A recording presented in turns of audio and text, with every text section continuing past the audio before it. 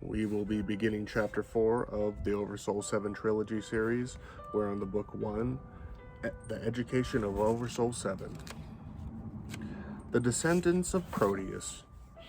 Proteus had been aware of his emotional pull toward the Earth for as long as he could remember. It was shared by practically no one. No one of his school friends showed the slightest interest. During the long afternoons when they sat in their separate living areas for television classes and when they chatted back and forth via video chat during discussions period, Earth was hardly ever mentioned. They did talk about going outside when school was over and the sets turned off, but none of them seemed to realize that outside wasn't really outside. Of course, the plastic trees were replicas of real ones, and the shade they provided was real enough. But the steadily illuminated inner sky beneath the dome was never that bright. The shade wasn't needed that badly. It was just for effect. No birds flew through the branches either, and no matter how well cared for the trees were, they always looked artificial to him. It seemed sometimes as if he knew better, that in some forgotten past he'd known real trees and would never be satisfied with fake ones, which was impossible, of course. The floating cities were held in place by atomically powered motors that automatically compensated for any drift relative to particular designated points on Earth. No one alive remembered the time when people lived on Earth in any numbers, and there had never been real trees in the domed city complexes. But despite this, he dreamed frequently of Earth as it used to be. He felt angry on its behalf. They'd simply abandoned it, given it up. He began devouring the microfilms that were available from the vast video library. Often he sat up late at night, secretly, watching the films until morning. His excitement grew with knowledge. There were various outposts on Earth, archaeological sites, and digging several scientific installations, and, he suspected, a few back-to-nature communities that somehow eluded satellite surveillance. He couldn't be sure of this, he told himself for the 100th time, but it was a possibility. He began to gather supplies in advance of this plan. His mother had an administrative position, coming home only a few weeks in a 6-month period, so his intent from her was no problem. Maintaining secrecy in the face of father's almost constant presence was something else again. Matthias was a group father, though keeping track of some 30 boys and girls on closed circuit television, overseeing their studies and scheduled activities. Seeing his father so engaged always made Proteus angry. Why couldn't classes be held in one big school nodule as they had in the ages past? The afternoon, though, everyone thought, but one fled from Proteus's concern. Each Tuesday, he and his friend Grek went hiking, an activity favored almost by everyone. To ensure sufficient muscular and motor development, this Tuesday would be different, though, from any other. Proteus thought that Grek would sense his excitement the minute they met, no matter how he tried to hide it. But Grek just walked beside him, talking as usual about everyday events. Everything Proteus did or say himself seemed unnatural and suspicious to him. He kept throwing sideways glances at Grek, sure that he'd somehow given himself away. But Grek obviously saw nothing different about the day or about Proteus. They'd taken their lunch as usual, out of sheer nervousness. Proteus suggested that they see which of the two of them could eat the quickest. Excuse me.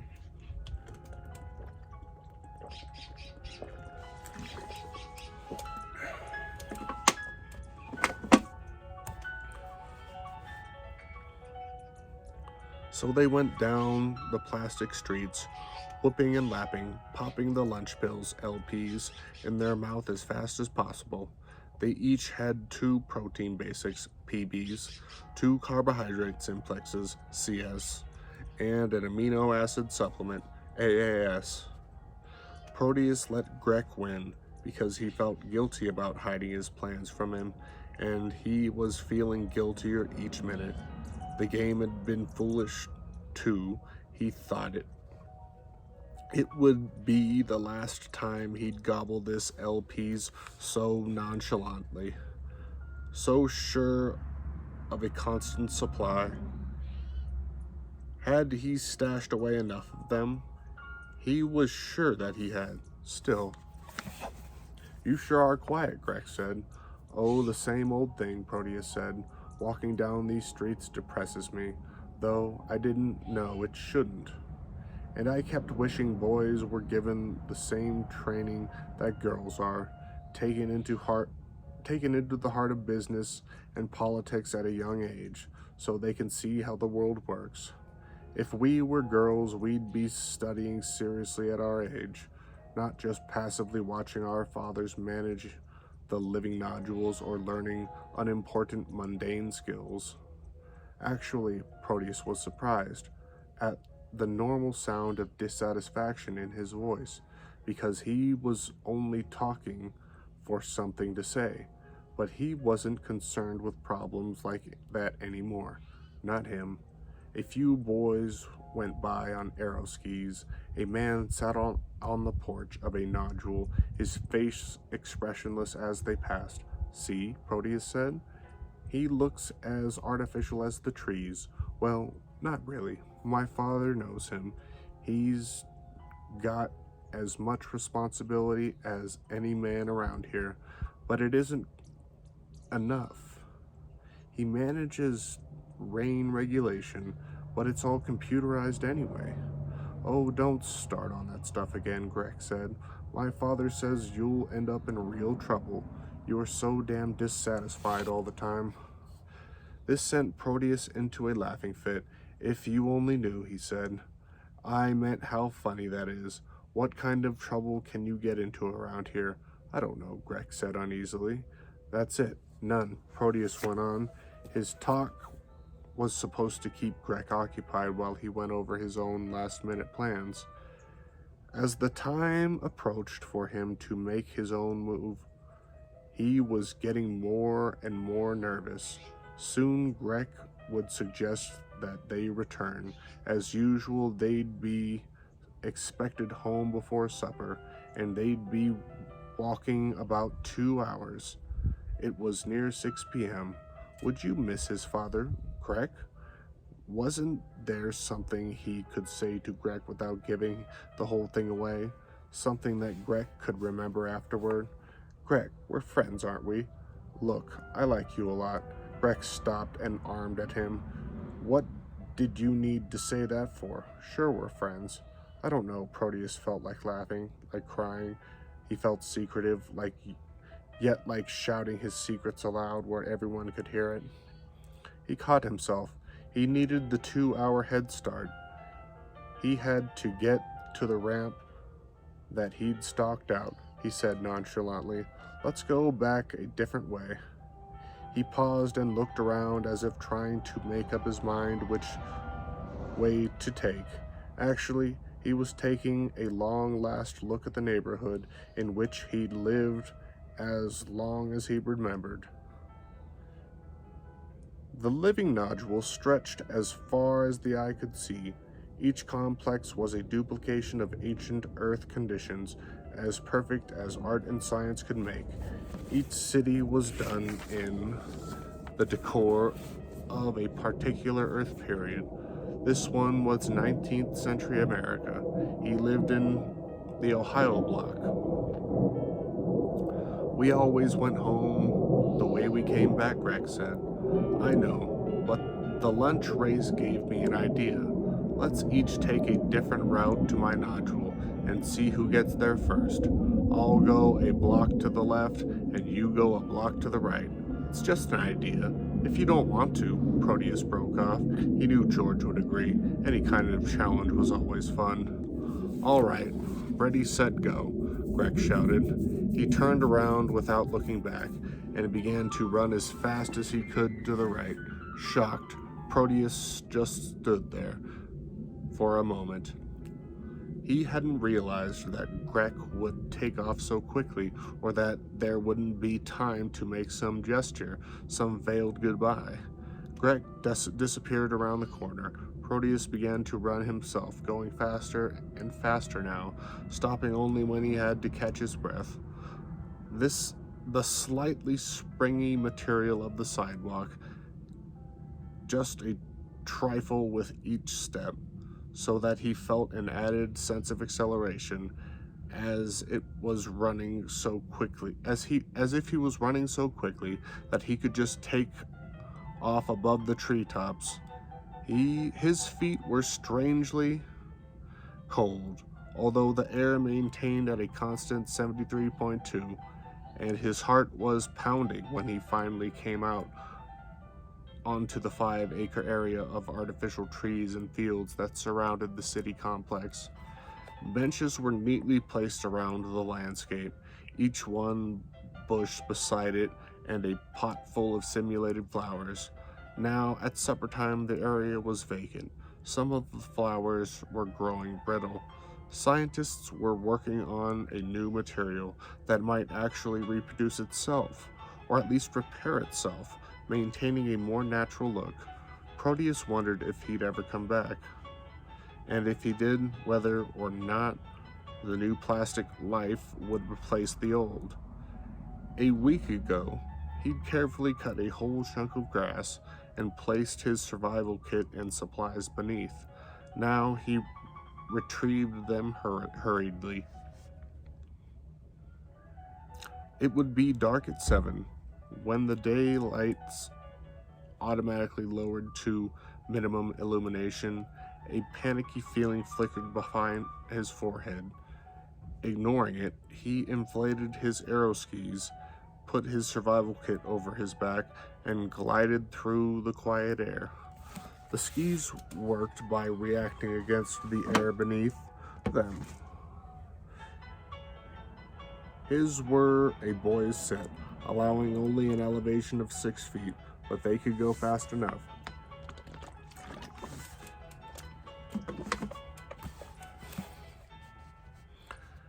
He was too much in a rush now to enjoy skiing, as he usually did. But his love of the sport paid off. He was an expert at riding the soft eddies of regulated air that rose and fell. And the skis could go almost 30 miles an hour. The light began to dim to early twilight. It would last for 45 minutes. He wasn't nearly as obvious as he would have been in maximum daylight, and if anyone saw him, he'd just look like a boy skiing, if you didn't happen to notice his direction, because now he was heading away from the complex. In another half hour, he was at his destination. He floated down, deflated the skis, and tied them around his waist, just as the inner sky turned into night light. The ramp entrance had taken him months to discover. Now it was only 10 minutes away. No one came to this area except maintenance crews. Here, no effort had been made to decorate. A series of gray, sprawling plastoid buildings stood silently. He reached the ramp entrance. None of them were guarded. No one but the women crews used them to begin with. Proteus stood uncertain. Soon Greg would wonder what had happened to him. His father would be worried. Shouldn't he go back while he could? Was he doing the right thing? His eyes stung. Boys rarely...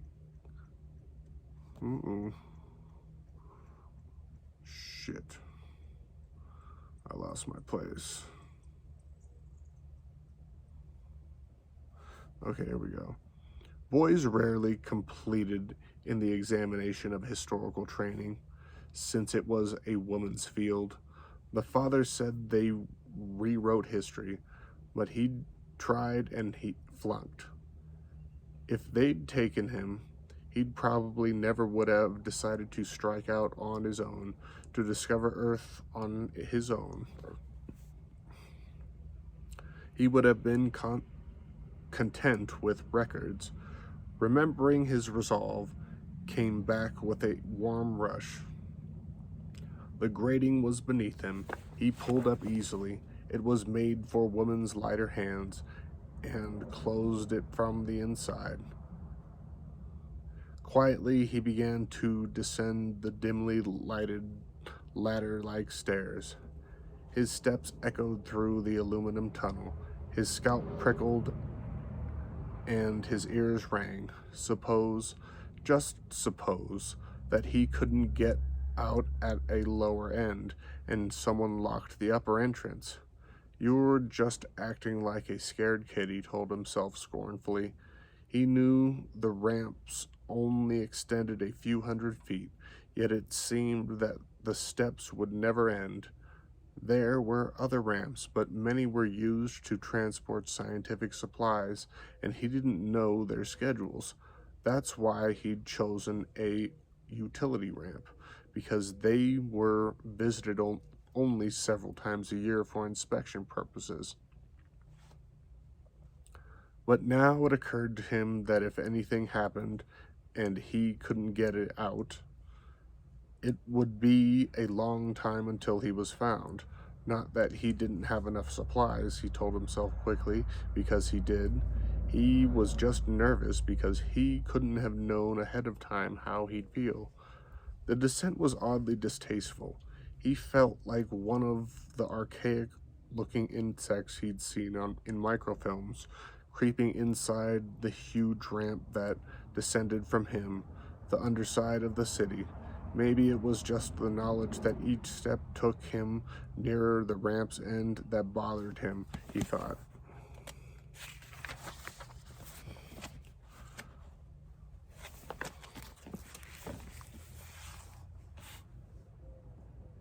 Twice he stopped to rest, gripping the thin railing with both hands and slipping his survival pack down the stairs.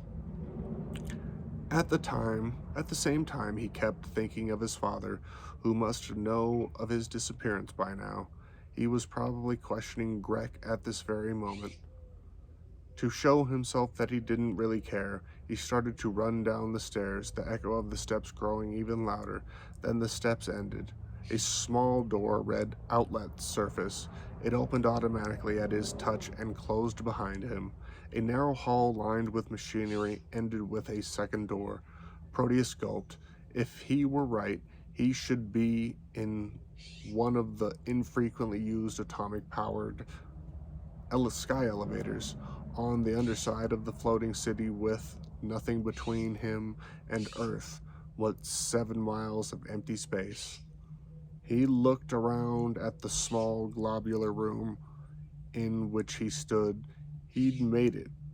The dials on the wall console told him he was in a sky elevator, but suppose he couldn't run it. Suddenly a whirring noise began, an odd droning. Proteus held his breath. His entrance must have activated the mechanism.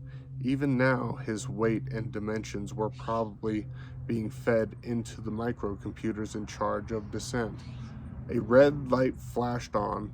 At the same time, 3 signs glowed into life. Automatic drop, pause for instructions, and hold on wait.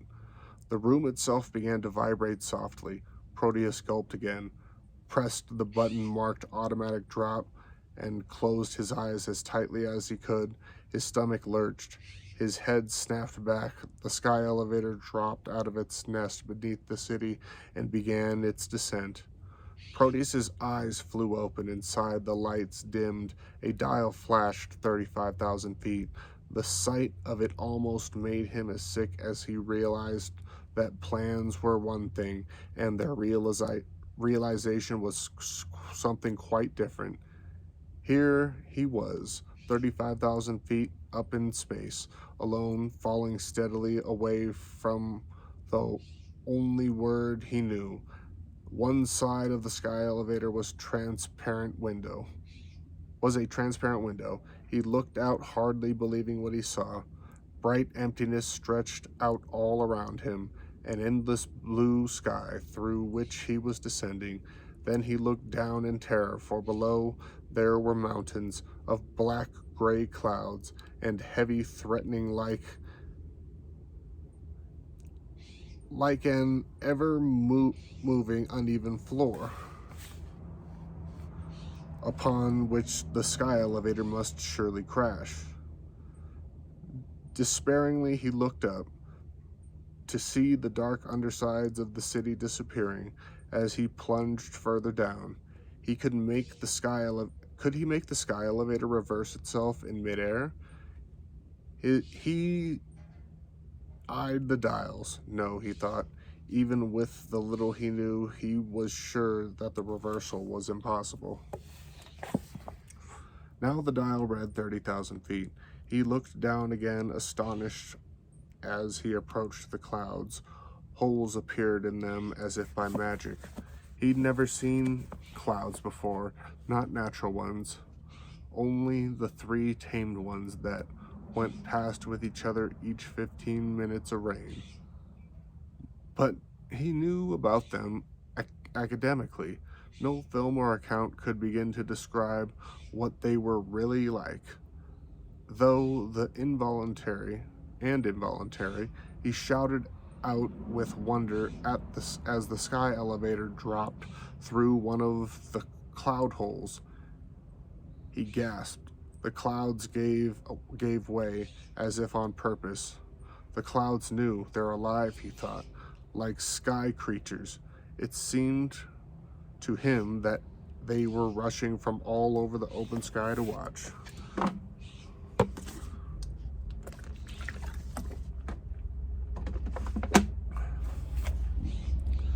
Proteus stood, hands pressed against the window, transfixed.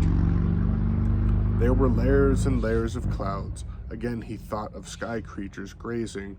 What did they think as they watched him plunge past?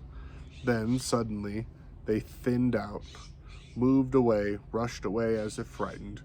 Once more he cried out involuntarily as the curve of the earth appeared. It was the sun at one rim, splashing the most incredible rays of light that he'd ever seen or imagined. He'd seen microfilms of sunsets, but they never even hinted at this shimmering vitality. He eyed the dial quickly and looked out again, fascinated. 20,000 feet. The surface of the earth suddenly emerged. Giant patches of color were visible, some dark, almost blue-black, real shadows cast by the real sun, some so brilliant that he could hardly look at them. His excitement grew as the sky elevator dropped further down. The mountains were like gigantic teeth rising out of an open mouth. He was going to land in a perfectly flat area, the floor of the mouth. He held his breath as the sky elevator fell into the shadows below the horizon, and the ground came rushing up. Motion stopped. The sky elevator landed. The door impossibly opened. A light blinked on, waiting for instructions. Two dials shone, one saying keep on hold and the other automatic return. Proteus bit his lips. If only he dared to set the control on hold just in case. How good to know he could get back if he wanted to. Once the sky elevator was gone, his connections with home were broken, but the sky elevator, mustn't be missed. His hand trembled, but he pushed the return button. Then he ran out as fast as he could, afraid that the vehicle might take off while he was still inside. He rushed out onto a small ramp down the steps and took his first step upon the ground. As he stood there, the sky elevator shuddered and four small rockets fired, sending their hungry flames outward. The sky elevator lifted, wobbled slightly, and then slowly and surely began the steady rise. As felt as if he were losing everything. "Goodbye," he shouted. Then resolutely, he turned away. At first glance, the scene before him was terrifying. Instinctively, Proteus looked up, but no plastic dome covered the real harsh sky. Now it was all above him, not around him. It made him uneasy. The late sunset blazed across the sky, the rocky plains that reached into the distance where they were finally ringed by high hills.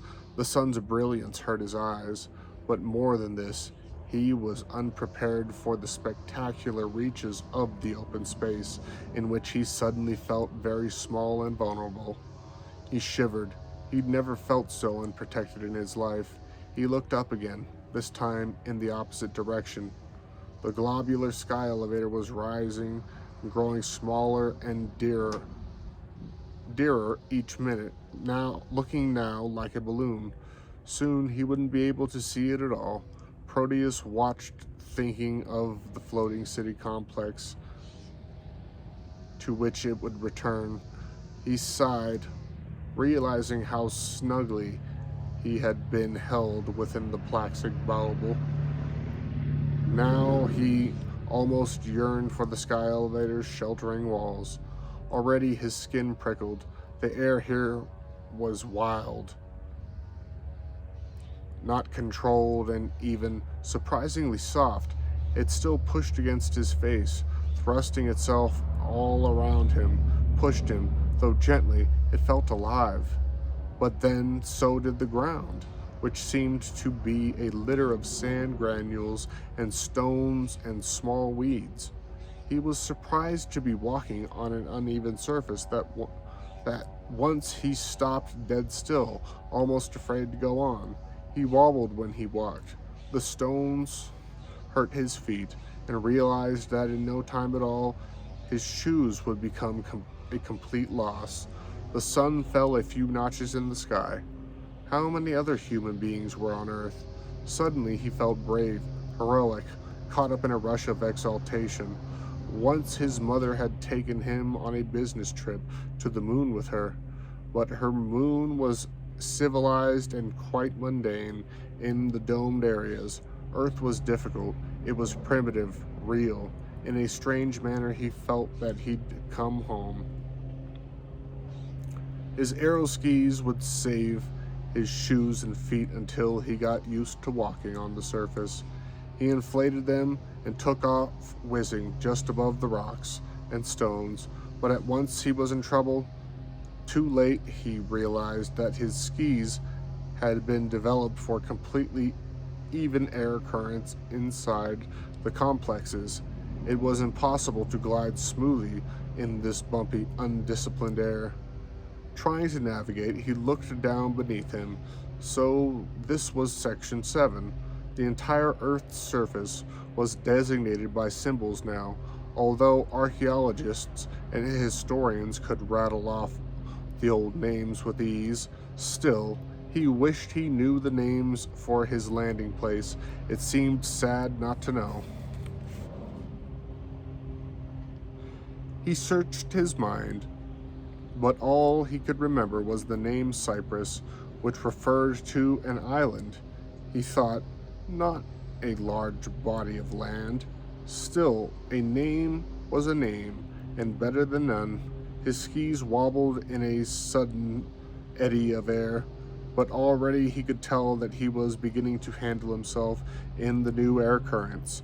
He glided almost easily over a good-sized airhill and yelled down at the land, "I name you Cyprus." Just then he realized that the sun's rays were disappearing. While he didn't need a sheltered spot to pick up his small living nodule, the thought of staying out in the open area frightened him. Hopefully, he eyed the hills. If only he could reach them before night came, the real night, without the city's gentle illumination. He tried not to think of the ancient earth night as he'd read in the old records. For the first time, he wondered how far the hills were in actual miles, well, from Cyprus.